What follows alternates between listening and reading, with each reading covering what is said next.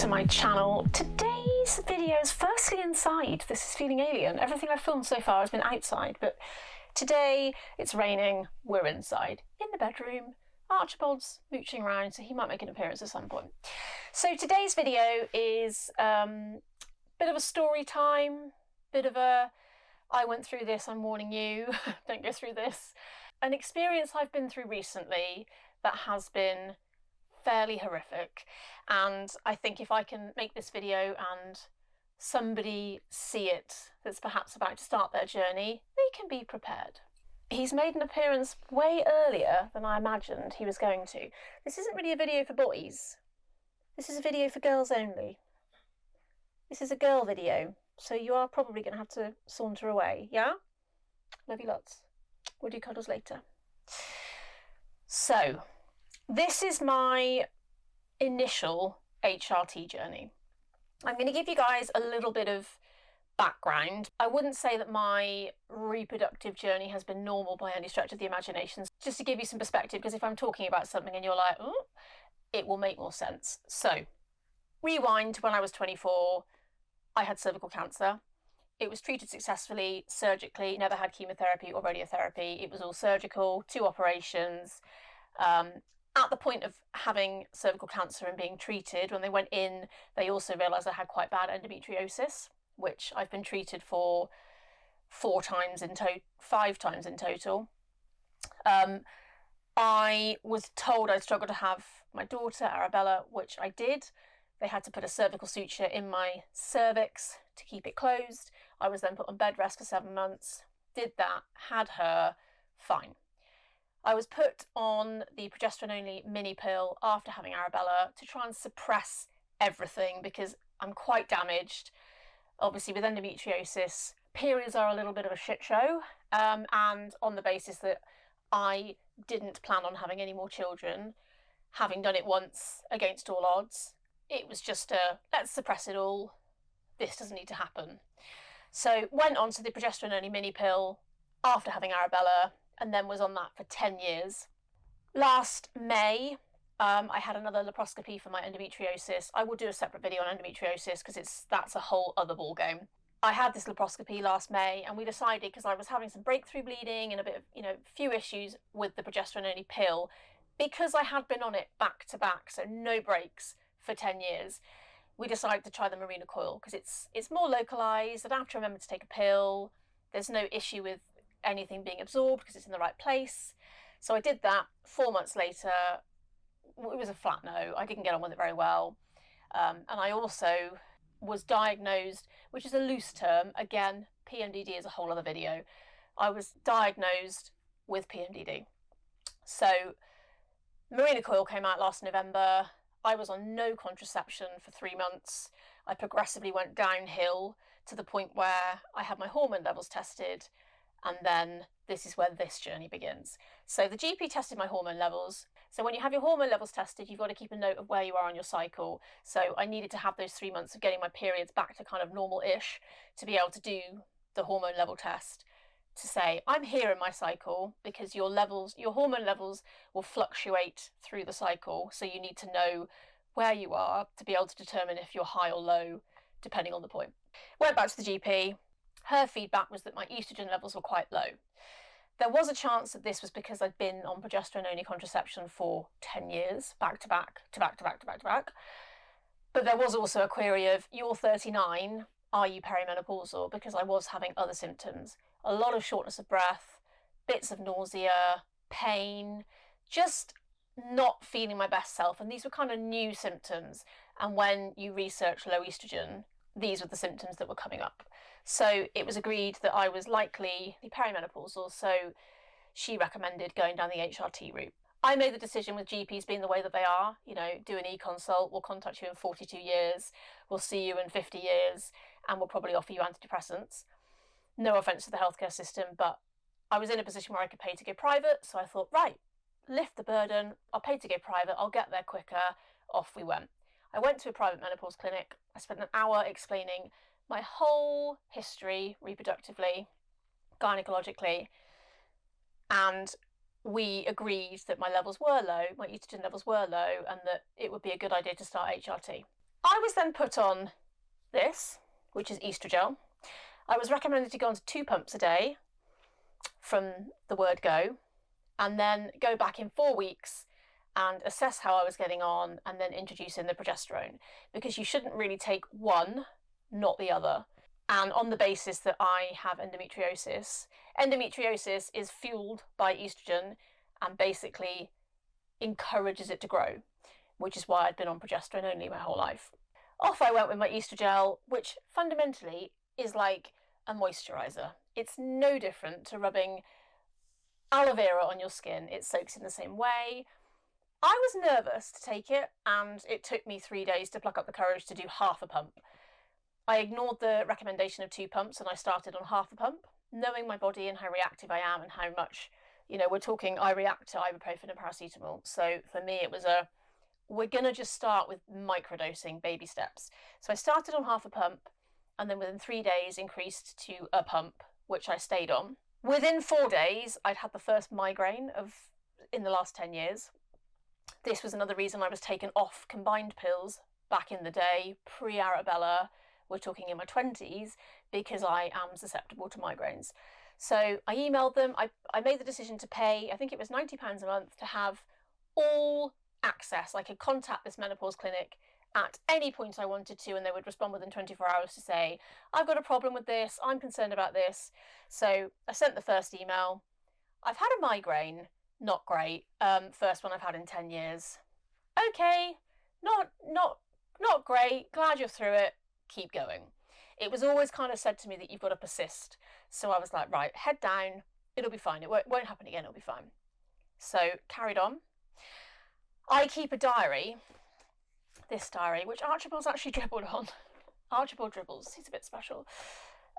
So in my diary, at the beginning of every month, neatly tabbed, because I'm obscenely organised, I note down all of my symptoms, my gastro symptoms, my nausea, what I'm doing, how I slept. With the diagnosis for PMDD, this is basically how they do it. They look at your cycle through the month, how you feel, your mood, your symptoms, and then they kind of track it. There's no actual way of diagnosing PMDD other than going, there's 26 symptoms, or I think it's 26, you've got to tick at least 11 of them, and I ticked about 19. So it was, so this kind of routine of diarising all of this throughout the month has started from there. But it was really valuable, because when I went on to estrogen, I did the same, and it was pretty eye-opening how quickly I deteriorated. So I'm on my 1 pump a day, putting it on my left or my right arm, putting it here, rubbing it down, doing it all properly, all fine. I got the migraine out the way, carried on fine. Didn't feel the best, but just kept persisting. Everyone just kept saying, keep persisting. Started getting boob pain, which is something I've never ever experienced. I've never been a person that would have sore boobs in my period, other than like pain and feeling a bit yuck and your bowels going a bit funny when you've got your period. I've never really suffered with anything else.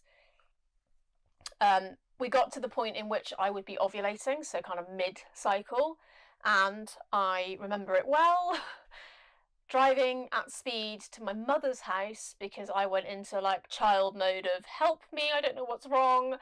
I had such severe pain in my womb that I was doubled over, and I could not for the life of me stand up. So she drove me down to the cottage hospital, because I didn't know it was this. I didn't think for a second it was the estrogel causing this problem. And I had a panic attack. I mean, it was horrible. It was really horrible. This is back in March. Really horrible experience. But basically, what was happening was, where I'd been put on estrogen, and not progesterone as well to counterbalance the estrogen, my endometriosis was basically going absolutely mental. It was like endometriosis on steroids. It was suddenly sparked up and like grow, go everywhere, cause problems, make her feel sick. But through the course of the 6 weeks I was on estrogel, my mental health absolutely nosedived. My physical health absolutely nosedived.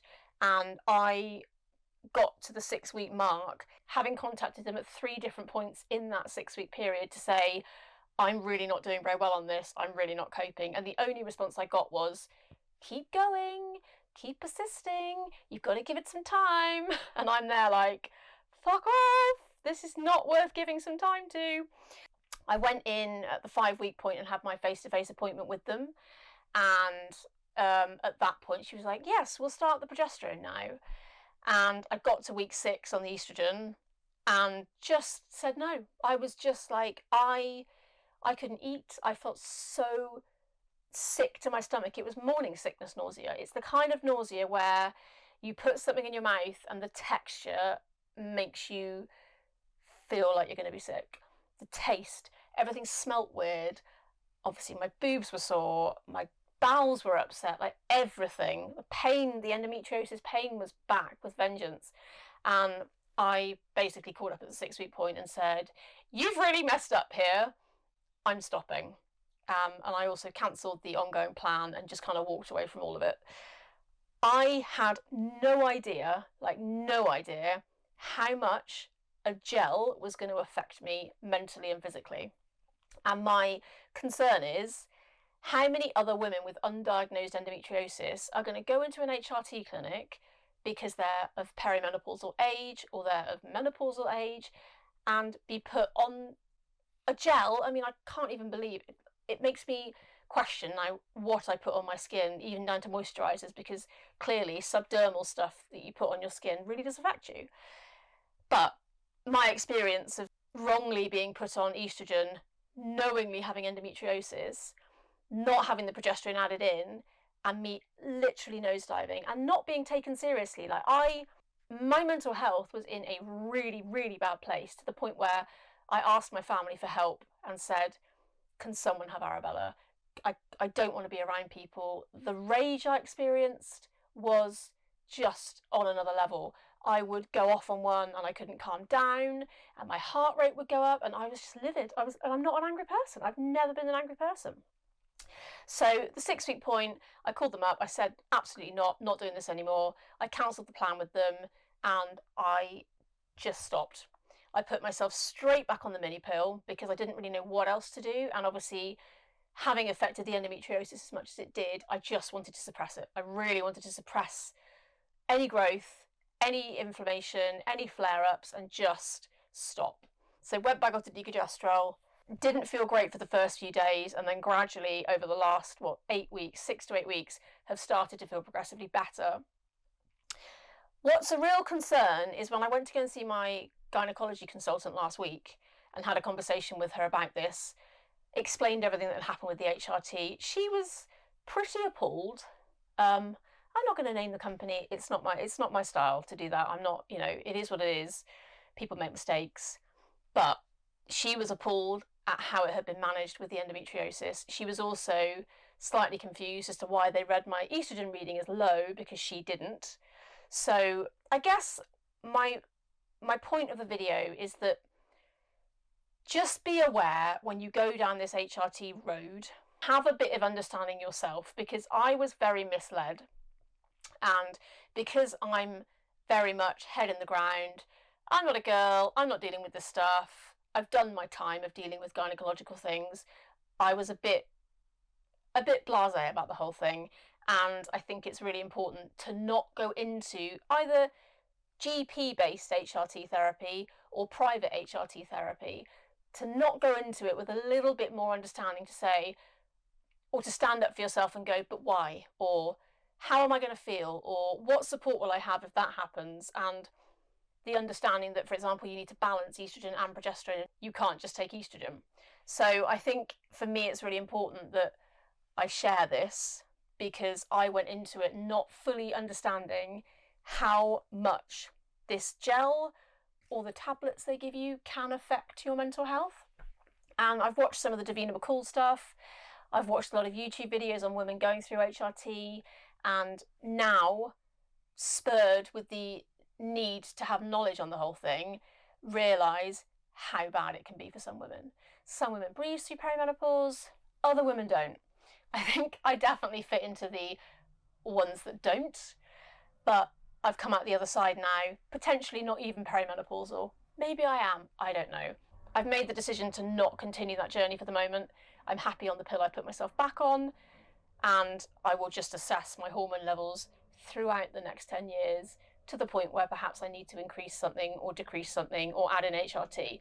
But I'm going into it with way more of an understanding as how these things affect you, because I was literally so naive when I walked into that clinic, paid all that money, and took this gel home. So if I can help any one of you not go down that road, or at least go down that road with a bit more awareness, then I have done my job. I would love to know if any of you guys are in your journey of perimenopause, in your journey of menopause, not yet. Do you understand much about it? I would just love to have any feedback from all of you guys on where you're at and what you understand and what your understanding is, because I know that the majority of my following are female. I don't know what ages you all are, but it would just be a nice thing to create a little bit of a community in the comments to know, have you had a good experience? Have you had a bad experience? Because I went on the road of going down the Reddit forums.